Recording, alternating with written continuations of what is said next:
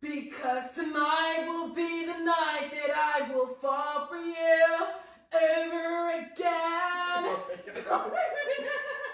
We're going to start with the freestyle. I don't know, that was it, but that's not what I heard on SoundCloud. That's not how she got it. Wow, style. Hey y'all, it's XO Blatant Beauty, and it's artistically beautiful. Whoa, I'm sorry. Is this y'all channel? I'm just playing, guys. What's up, guys? Your boy Hype Man came back with another video. Guys, thank you so much for joining me today. And today I got, you know what I'm saying, a couple of guests on the channel, as you see. Two beautiful women, black queens, you know what I'm saying? Respect the power, but anyways, guys, thank you so much for liking my last video, you know what I'm saying? I showed a bunch of love. I gained a bunch of subscribers as well, and a bunch of likes. And you know what I'm saying, I'm just looking for 5 or 10, you know what I'm saying, likes or subscribers, you know what I'm saying? Maybe more. You know what I'm saying? Get started with the topic. Let's start off with Perri. I am Perri Herron, also known as XO Blatant Beauty, on all the platforms. I'm trying to transition, so if you guys see yours truly feed, it's me. Okay. So I'm just funny, random TikToks, and I am a waxer and a natural hair stylist. Whoa. In the Mississippi area. A waxer? I wax So everything but eyebrows. You wax everything? Everything. Hold on. We got Okay. for a waxer. I'm your girl. I mean, you heard, guys, you know what I'm saying? You need some wax on, you know what I'm saying? Everywhere, except where? Eyebrows. Eyebrows, you know what I'm saying? That's a whole lot of waxing. That's what I said. It's a whole lot of waxing. We got some hairy people out there. Okay. Well, nice to meet you, Perri. Thanks for being on the channel. So, we got Azaria, you know what I'm saying? You know, I shouted her out on my last video, you know what I'm saying? But this is one of the team members right here. She's also part of the team as well. I'm gonna bring her on as well. Wow. Official? Not yet. Hello, guys. I am Azaria Jones, also known as Madam Z on SoundCloud, and I also have a little YouTube channel of my own, Artistically Beautiful. Go check that out. But yes, I make music. I love rapping. I do sing, write, and I produce and make beats and stuff like that. So yes, you can check out my music on SoundCloud. I'm working to get to other platforms like Apple Music, Spotify, and all that. So you should be seeing me soon. But really, that's what I do for me. So this is my guest. These are my guests. You know, I'm glad to have them on my channel. But also, I just want to give a special shout out to my team again, Azaria, Keith, and Tip Nation, and Perri. Welcome to the team. You know what I'm saying? And also Happy New Year's to everyone. You know what I'm saying? To you and your families out there as well. The topic for today is generational curse. Generational curse. So, do anyone have a history or anything with the, So basically a generational curse is it's a phenomenon that reoccurs in a bloodline and is passed down through generation to generation. And it's typically a negative phenomenon. So it's something like addiction or high blood pressure or diabetes, although those things can be hereditary. Bad eating habits could be the generational curse. I think I had that one. But basically, it's just things that you don't necessarily want to reoccur in the bloodline that does. And sometimes, you know, God appoints his strongest soldier to be the one to break the generational curses. But that is true, you know. So what's your definition of generational curse? It's kind of like the same thing? It's basically the same thing. And like you said, it can be more so than just like something happened to someone, like eating or essay. Very much so. Essay. It can be like food. It can be like your hygiene. That is true. So and it's something that massively affects you and your family. Right. It it's something that is traumatic, and it typically is passed from parent to child, but sometimes it can skip the parent and go from the grandparent to the child and things like that. So sometimes it's not as direct, but it's definitely something that you know will be brought to the attention to fix. Interesting. Well, this is a lot of knowledge for me to take hold on. Guys, I guess I'll start with the story. Okay. You know? Perfect. Well, let's say I was raised by my grandma. I was, 6 years old when I first moved to my grandma's house back in 2006, obviously. My grandma raised me well, she taught me everything I need to know, and she sacrificed everything that, she had planned for to raise us. And I felt that was amazing, but at the same time, I wanted that mom and dad type of love as well. And I also probably want her to do what she wanted to do. Exactly. I felt bad, but my granddad and my grandma was there, I would stay with my grandparents, and then in the summertime, I would go to my granddad's, and we'll do, play basketball or talk to my granddad. We go fishing with him. Country stuff. Yeah, you already know how it is. Yeah. But still, when I went to the football games, while I started playing football, my grandparents wasn't able to make it because there was in health problems. My granddad had his health issues. I'm not gonna stay on YouTube. Yeah. My grandma had her health issues, and she was able to make it. And she was always tired and stuff, which I understood because she was trying to work so she can be able to afford to put food and everything in the household. But still, that still affects me on how I see other kids have their mom and dad going out there, and then they going to the banquets and all that. But at the same time, I just like, dang, I wonder how that feels, And every time I go to my friend's house, I was like, man, that must be nice to have your mom and dad, help you, give you gas and do this and take you here and pay for your meals and this and that. And I was like, dang. So fast forward over to relationships, I was I was the type of person don't know how to love. Yeah. So I feel like that was a generation curse for me for not showing love and affection. Because I never had, Exactly. Because I never had that. I mean, I had it from my grandma, don't get me wrong, but at the same time, it wasn't that same type of parental love. Yeah, because I feel like no matter what, you want your mom and your dad, no matter what, because why don't you want me? You're the ones that created you. You're the ones who were supposed to love me out of everyone. Most exactly. 100%. And that's the truth about that. And I hurt a lot of women's heart because they was like, dang, you numb, you heartless, you don't care. But it's not that I don't care. I strongly believe if something's not working right, if I don't see nothing wrong with us, why waste time and continue it and then just let it end after that. But that's not how it's supposed to be. Some people say you're supposed to fight, keep going, that's true love, but I was going from relationships to relationships doing that. Dragging. And I was like, dang. I looked at myself in the mirror and said, maybe I need to be single for a while. But I talked to Yahweh, man upstairs, and he told me, just focus on yourself and you're going to do great and big things, and I will help you break that curse with your future family. And I always pray. You have somebody that you can show that love to. Show the love. And that's how you break the generational curse. Right. Exactly. That's what my goal is, taking my time and understanding how to love someone and how to understand how to love. I mean, I love myself for the most part. I love myself. That's how when it's blow up, this is, I want my son or my future daughter to see that I love you and I want the best for you and I want you to carry on your mission. I want to show that I love you, I'm speaking for future wise, but I just want to be able to be that type of father figure for my kid and that mother. Yeah, generational wealth. Oh, yeah.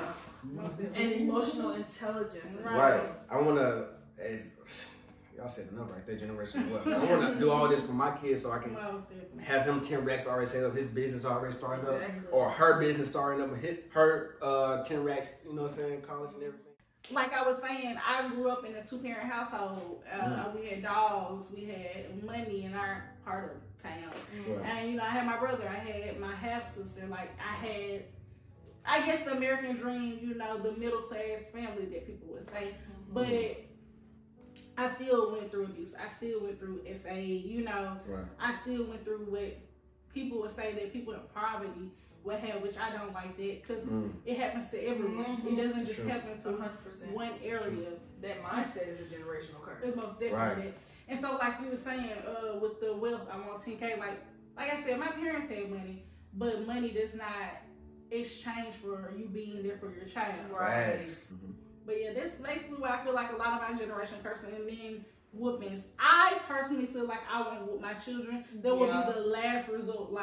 I feel like healing did come from slavery. 100%. And then it passed down. And I So feel you don't think, you know what I'm saying, a little power, you know what I'm saying? yeah, like let me get with you. Okay. But I feel like my first thing is talking, even like with little facts. kids, because I work with special needs kids, and all you have to do is talk to them. Have a lot of patience. Right, you have to have like, hey, would you like if I hit you? Like, you know how little kids will hit you. Would you like if I take your toy from you? Right. Can I add on to that? Of course.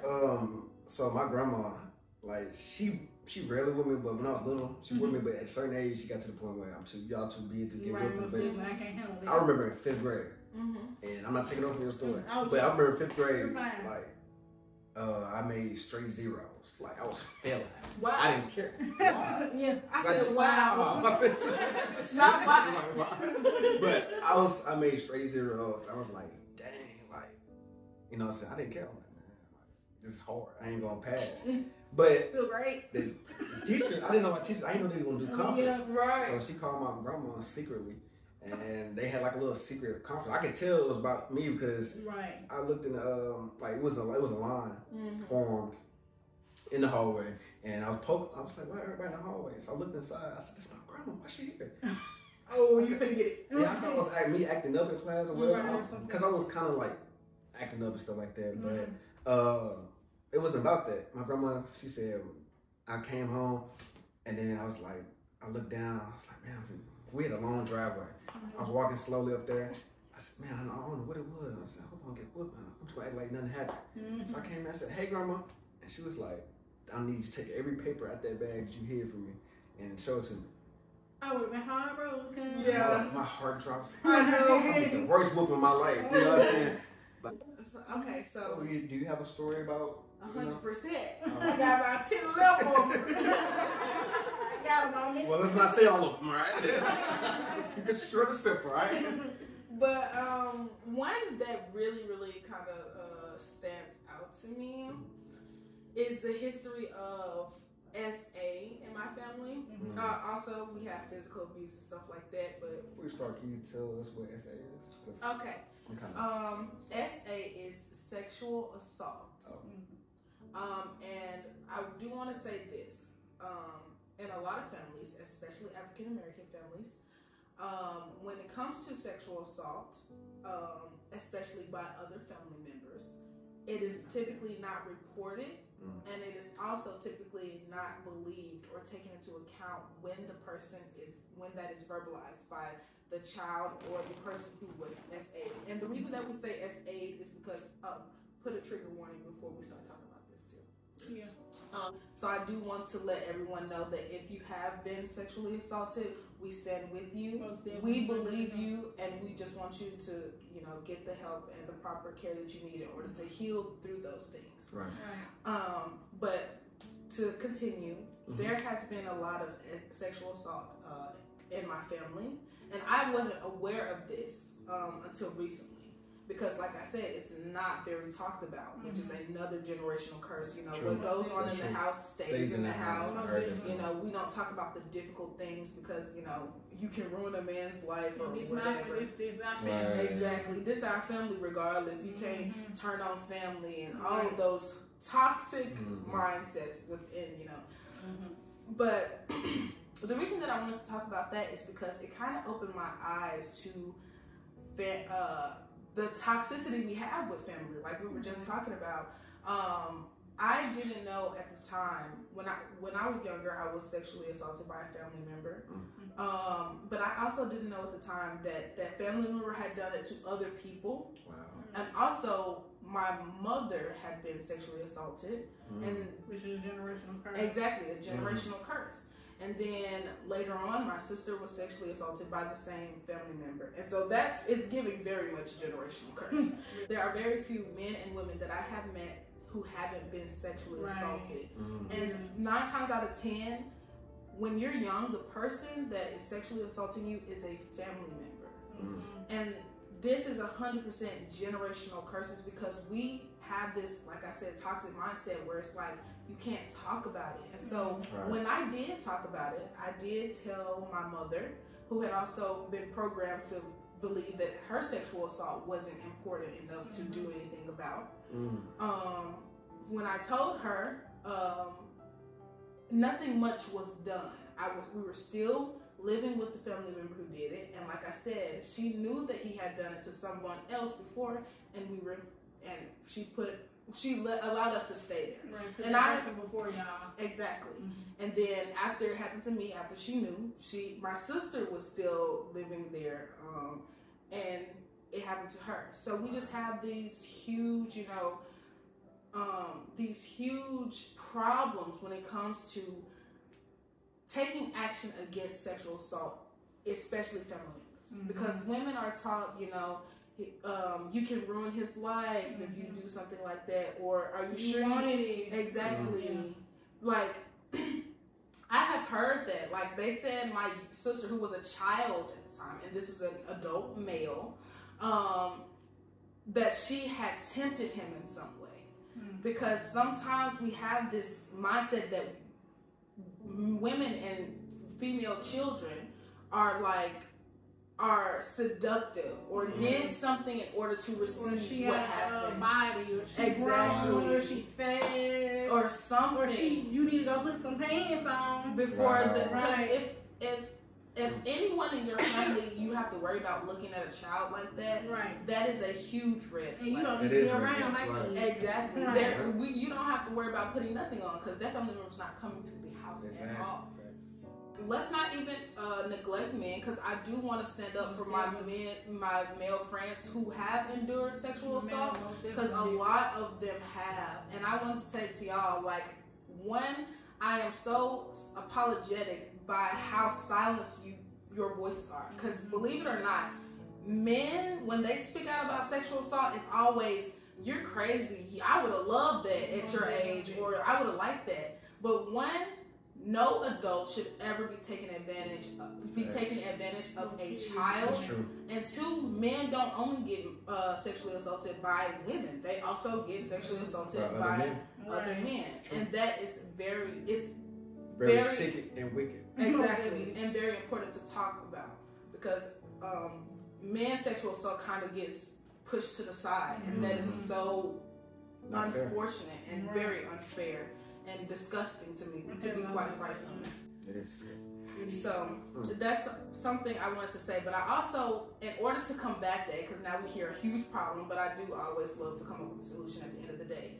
In order for me to combat that within my family and my household, I'm 100% going to listen to my children. And the ones that are around us. So we do have nieces and we do have nephews. Exactly. The little cousins. And it's signs. Watch out for signs, because they will act certain ways around certain people. Exactly. That's true. I will 100% pay attention to my child and always remind myself that they are human first before they are children. They are still human beings with emotions and feelings. And I will value that. And if they come to me the first time, it's over. It's a wrap. It's a wrap. I'm not. My daughter came to me and said, "Somebody, where is he? Grab the gun." You know what I'm saying? This is on the road. And it's just that. I'm not playing no games about that. I will never silence my children, nor will I try and silence anyone around me. Or any children. Exactly. Because I have nieces and I have nephews, and I have students. 100%. And the first time. The first day I ever hear something like that, it's up. It's up. And it's up. And it ain't going nowhere. Exactly. And I think that's like, going back to that, like I said, I work with kids, and that's one of my worst fears. One of my students saying something. Exactly. And I have had altercation, but you know, that's just, like, knowing they're saying it to me, and I'm just like, this is just not okay. Exactly. Like, that's one of my worst fears. Also remembering that no one is really off limits, or no one, because everyone loves to say, "Oh, I know him; he'll never do that." Most definitely, but they be nevering it up. I would like to talk about like the moms with the black women, the black girls. Yeah, that's a good one. That's powerful. Yeah, because I know for a fact I have a very, I want to say complicated, but at this moment it's not existent, relationship with my mother. And one, I want to say this first. I know the struggle of being a black woman, so this is not me. This is not to tear down a black woman, but I do also understand that. Disclaimer. the trauma that the Black community has faced has caused Black women to be angry. To be angry Black women. And I despise saying that. Good job. No comment. Let me be quiet. You might get up. Throw it out. Hey, give it to me. Yeah, toss it. Alley hoop. Catch. Oh, throw that. All right. But not to be that, because I'm definitely not a pick me. But at the end of the day, it's not untrue, because when you do go through a lot of trauma, you're not gonna be happy about it. Right. So of course, like a lot of Black women are angry. I'm angry. Like I have a lot of anger, especially because due to the generational trauma my mom has faced. She caused generational trauma. She allowed the generational trauma to continue, and now I'm the one. And it's like they make it seem like, oh, we're just angry for no reason. Exactly. Yeah. We definitely want to make that known. It's not for no reason. 100%. And I feel like with anybody, when you're angry, it's a reason. 100%. Like, you know, my emotions are getting messed with, or somebody trying to play with me. Right. Exactly. Right. Because don't play with me. I do want to say this. One, like you said, we're a team, and we are very open and to helping and to listening and stuff like that. So if you do need someone to talk to, even if you the generational curse breaker and you like, how y'all doing? We may need to talk to you. Right. Let's share some ideas. Right. Let's do it. But just get in the comments. Let's start up a conversation, because we want our community, the Black community, to be uplifted. We want our people to eat, and we want our people to be healed. And not only just the Black community, you know. So I mean, yes, the Black community. We definitely have the most struggle, because but labeled down at the charts for some odd reason. But of course, every race goes through generational curses, and y'all, of course, get in the comments. Let's start talking. DM Hype Me and K. Yeah. And you may be like, hey, where that Azaria girl at? I need to talk to her. Where that Perri girl at? Yes. Right here. Trudy. Also, I will be leaving their Instagrams, their TikToks, their SoundClouds, all types of social security numbers as well. Oh, okay. So if you want to steal their social security numbers, it's be in the description below. No, I'm just kidding. But so you ready for freestyle? Wild style. Yeah. Truly. Okay. I walked in, told her that I want to wax. She said, you know that is gonna take some tax. I'ma have to get down back. Keep it going, hey. Face down, so, hey. Let me wax that butt. Hey. You know, truck. Hey. I got a big old dump truck. Oh my God.